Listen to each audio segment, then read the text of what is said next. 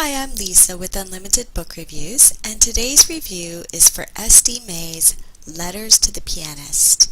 And you can see the cover here. It says, "A family torn apart, a past they can't escape." So very cool there. So the stats on this book, it's actually under two categories that make pretty good sense: world literature Jewish and historical Jewish.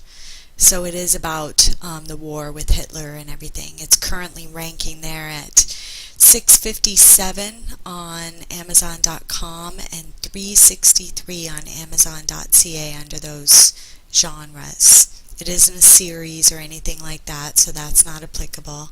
And it's 412 pages long, so it's a good full-size novel. So the main characters in the book, there is actually the daughter named Ruth, and then the father named Joseph, and they're the Goldbergs.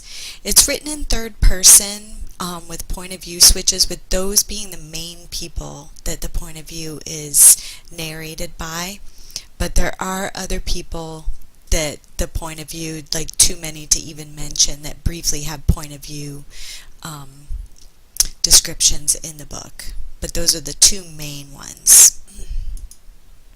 So the book description: a family torn apart, a past they can't escape. In war-torn London, 1941, 14-year-old Ruth Goldberg and her two younger siblings, Gabby and Hannah, survived the terrifying bombing of their family home. They believe their parents are dead, their bodies buried underneath the burnt remains, but unbeknownst to them, their father, Joe, survives and is taken to the hospital with amnesia. 4 years on, Ruth stumbles across a newspaper photo of a celebrated pianist and is struck by the resemblance to her father. Desperate for evidence, she sends him a letter, and as the pianist's dormant memories emerge, his past unravels, revealing his true identity as her beloved father, Joe. Ruth sets out to meet him, only to find herself plunged into an aristocratic world of sinister, dark secrets. Can she help him escape and find a way to stay alive? So the surface part of the story that they describe here is really the very basis of the story, but underlying it, like what he ends up involved in, is really the great mystery and what really keeps you reading till the end. So, spoiler alert, as we go on, I can't guarantee that I won't let something slip here. The plot and character development. So when a young, war-torn family is bombed in their home and separated, it's just the beginning of their challenge to reconnect. The children are separated and live with different families, like different families in their family, different aunts, and the father lives but has amnesia and starts a new family in the years that he has no idea of his past. When the father starts remembering his past, he realizes he has put himself in a terrible situation with his new family, and now everybody in his family has to deal with the new reality that he creates. And as you can probably guess, it has to do with him being Jewish. So definitely very original, suspenseful, yes. There's a little bit of humor, lots of drama and conflict, and the mystery is definitely there as you're trying to figure out, whether things are really as bad as they could potentially be. And there is some action. So it was categorized under historical Jewish. So they're separated about 4% into the book. You only really get a little bit of a backstory before they're separated. And then they find each other about 45% into the book. But the real fear and all of it starts kicking in around 52% of the book. So the whole story wraps up around 82 to 94%, where they you feel like there's a bit of a resolution, and then there's a nice conclusion. There's no actual rape in the book, but there is a little bit of molestation, if that's not your thing. Little bit, no real major darkness or anything like that, no kink. Happily ever after, yes. As far as sex scenes, they're pretty basic and simple.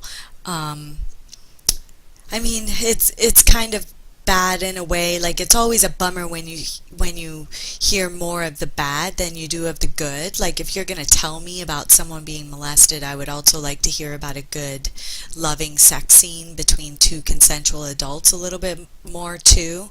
But just be warned that there is a little bit of that in there, but it's very superficial. Writing. The author is S.D. Mays. The style, I would say, is intermediate, written in third person. I thought it was written well. I didn't find any weird typos or any inconsistencies that made me think, oh, why am I reading this, or anything like that. You aren't left hanging at the end. It wraps up real nice. I didn't see any of her books in Kindle Unlimited, and I only really saw this book online. I mean, I could be wrong, but I didn't look. I only really looked on Amazon.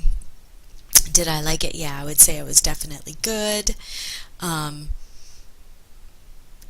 It was easy to keep reading. Like, it was good enough that it sucked you in and you wanted to keep reading, but at the same time it was super sad in the beginning. So it's kind of a trade-off, right? Quotes highlighted by the readers. I'm the reader in this case. That dreams and wishes and fairy tales were like icing on a moldy cake. They can't hide the truth, because when you take a proper bite, you choke. Ruth. So it was really sad in the beginning. And then, you appeared in my life like a dazzling angel when I had nothing to live for. Your unswerving faith gives me hope that you will soon become my wife and the mother of what I know will be beautiful children. That was Joe. His tongue was so sharp, I'm surprised he didn't cut his own throat. That was Ruth. And guess who she was talking about? Her brother. That's so shocking. But that was a good one. So there's 34 reviews on Amazon.com. It's ranked right now at 4.6 out of 5, which is very good. Linda S. says, that was a fantastic book. I love historical fiction, especially during World War II. So this book enticed me at first by the description, but it was a suspenseful aspect along with the unique setting that made the story really stand out to me as a 5-star book. It was a very good book. Phil Leader, his heading said, suspenseful World War II thriller.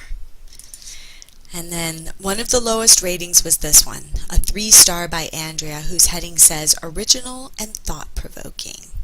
The body said, a great multifaceted read that kept me gripped throughout. However, I also found the writing clunky and disjointed in places. Overall, though, an original and thought-provoking story. I can't say that I really found it clunky and disjointed, but I definitely want to hear your opinion. So if you read this book, support the author, leave a review, leave me some comments. Don't forget to like my video and subscribe if you haven't done that, especially if this book review helped you. Thanks so much for stopping by.